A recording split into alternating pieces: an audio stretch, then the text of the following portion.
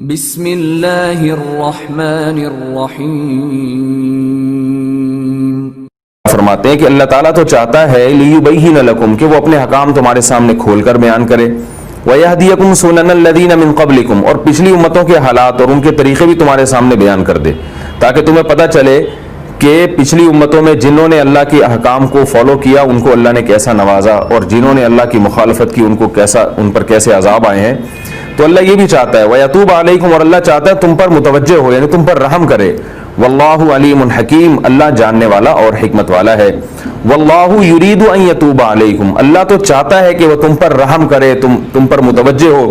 لیکن وَيُرِيدُ الَّذِينَ يَتَّبِعُونَ الشَّهَوَاتِ، وہ لوگ جو خواہشات کی پیروی کرتے ہیں وہ چاہتے ہیں ان تمیلوا میلا عظیما، کہ تم مکمل سیدھے راستے سے ہٹ جاؤ۔ کیا مطلب کہ پچھلے رکوع میں جو اللہ نے نکاح سے متعلق احکام دیے کہ کن رشتہ داروں سے نکاح جائز ہے، اس پر غیر مسلم یہ اعتراض کیا کرتے تھے، کیونکہ اس زمانے میں ایک طرف یہودی تھے جو بہت ہی غالی تھے، اور عیسائی بھی تھے جو چچا زاد بہن سے نکاح کو بھی جائز نہیں سمجھتے تھے۔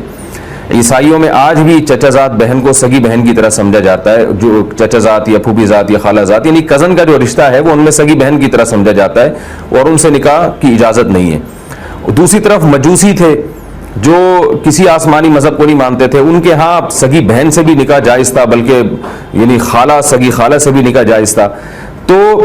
یہ جو غیر مسلم تھے یہ مسلمانوں پر اعتراض کرتے تھے اور ان کے احکام کا مذاق اڑاتے۔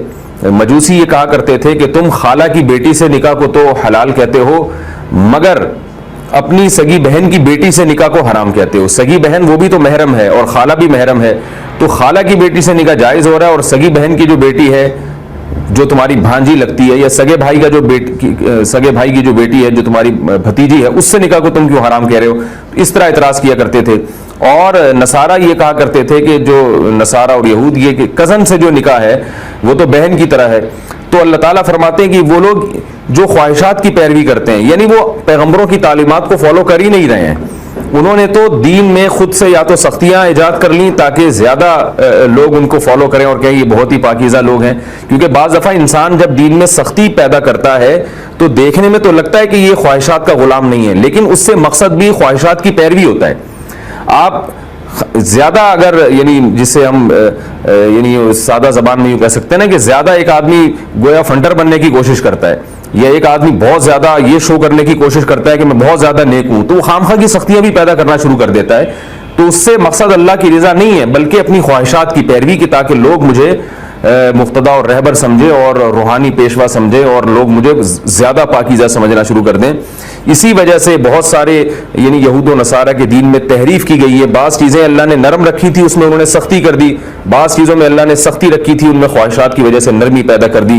تو اللہ تعالیٰ فرماتے ہیں کہ جو خواہشات کی پیروی کرنے والے لوگ ہیں، چاہے وہ کسی آسمانی مذہب کو مانتے ہوں یا نہ مانتے ہوں، وہ تو یہ چاہتے ہیں کہ تم مکمل سیدھے راستے سے ہٹ جاؤ، لیکن اللہ نے جو تمہیں نکاح کے متعلق احکامات دیے وہ بالکل اعتدال کا راستہ ہے، کیونکہ اللہ تعالیٰ تو تم پر رحم کرنا چاہتا ہے، وہ ایسے قوانین نہیں دینا چاہتا جس میں خامخواہ کی سختی ہو یا بلا وجہ کی چھوٹ ہو۔ اتنی چھوٹ ہو کہ بہن سے نکاح بھی حلال کر دیا جائے، اللہ اس کی بھی اجازت نہیں دے سکتے، اور اتنی سختی ہو کہ کزن جو دور کا رشتہ ہے اس سے نکاح کو بھی حرام کر دیا جائے، اور جس سے نکاح انسان کی فطرت اور نیچر کی خواہش ہے۔ کوئی بھی غیرت مند آدمی کبھی بھی بہن کی طرف نکاح کا سوچ بھی نہیں سکتا، لیکن کزن کا جو رشتہ ہے اس میں مرد کو 100 دفعہ یہ خیالات آتے ہیں کہ یہ میری بیوی بن جاتی تو اچھا تھا، اور اس کو غیرت یعنی اس میں یہ مرد کی نیچر کے بالکل بھی خلاف نہیں ہے۔ تو اللہ تعالیٰ فرماتے ہیں کہ اللہ تعالیٰ تمہیں اعتدال کا راستہ بتاتے ہیں، لیکن جو خواہشات کی پیروی کرنے والے لوگ ہیں وہ چاہتے ہیں کہ تم سیدھے راستے سے مکمل ہٹ جاؤ۔ علماء نے بیان کیا کہ سیدھے راستے سے مکمل ہٹنے کا کیا مطلب ہے۔ تو مطلب یہ ہے کہ بعض دفعہ انسان سیدھے راستے سے ہٹتا ہے عملی طور پر، نظریاتی طور پہ نہیں، یعنی وہ یہ جانتا ہے کہ یہ ہے سیدھا راستہ لیکن خواہشات کی غلامی میں غلط راستے پہ چلتا ہے، یہ بھی اعتدال سے تجاوز ہے۔ مگر بعض دفعہ انسان غلط راستے کو سیدھا سمجھنا شروع کر دیتا ہے، یہ نظریات کی خرابی ہے، تو یہ بہت بڑی خرابی ہے۔ تو یہ یہاں قرآن میں ذکر ہے کہ غیر مسلم تمہارے کانسیپٹ ہی خراب کر دیں گے، اور جو غلط چیز ہے تم اس کو صحیح سمجھنا شروع کر دو گے۔ تو شہوت پرست لوگ، خواہشات کی پیروی کرنے والے لوگ، وہ چاہتے ہیں کہ تم سیدھے راستے سے مکمل ہٹ جاؤ، یعنی چلو بھی غلط راستے پر اور اسی غلط کو صحیح بھی سمجھنا شروع کر دو۔ جبکہ اللہ کیا چاہتے ہیں؟ یرید اللہ ان یخفف عنکم، اللہ چاہتے ہیں کہ تمہارے اوپر تم سے بوجھ ہلکا رکھے، یعنی تمہیں آسان احکام دے. وخلق الانسان ضعیفا، کیونکہ انسان کو کمزور پیدا کیا گیا ہے. تو نکاح کے معاملے میں بھی اسلام نے دونوں چیزوں کی رعایت کی ہے. کوئی ایسا حکم بھی نہیں دیا جو غیرت کے خلاف ہو، جیسے سگی بہن سے نکاح کی اجازت نہیں دی ہے، لیکن ایسی تنگی بھی پیدا نہیں کی ہے کہ تمہارے اوپر تم مشکلات میں پڑ جاؤ. وہ تنگی کیا ہے کہ تمہیں ایک سے زیادہ شادیوں کی اجازت بھی دی گئی، اور تمہیں مخصوص عورتوں کے علاوہ باقی تمام عورتوں سے نکاح کی اجازت بھی دی گئی، کیونکہ انسان کمزور ہے. اگر اللہ نکاح کے معاملے میں سختی کرتے تو تم مصیبت میں پڑ جاتے اور تمہارے لیے زندگی گزارنا مشکل ہو جاتی. اسی طرح مہر کے معاملے میں تمہیں تاکید کی گئی تاکہ عورت کے حقوق کی رعایت ہو پچھلے احکام میں، کیونکہ عورت بھی کمزور ہے، اگر اس کو اس کا حق نہیں ملے گا تو وہ بھی یعنی ظلم کا شکار ہوگی اور وہ بھی ڈسٹرب ہوگی. اس لیے آگے اللہ تعالیٰ نے فرمایا کہ خلق الانسان ضعیفا، انسان کیا ہے؟ کمزور ہے، لہذا ہم نے انسان کے حقوق کا بھی اپنے حکام میں خیال کیا ہے. الحمد للہ.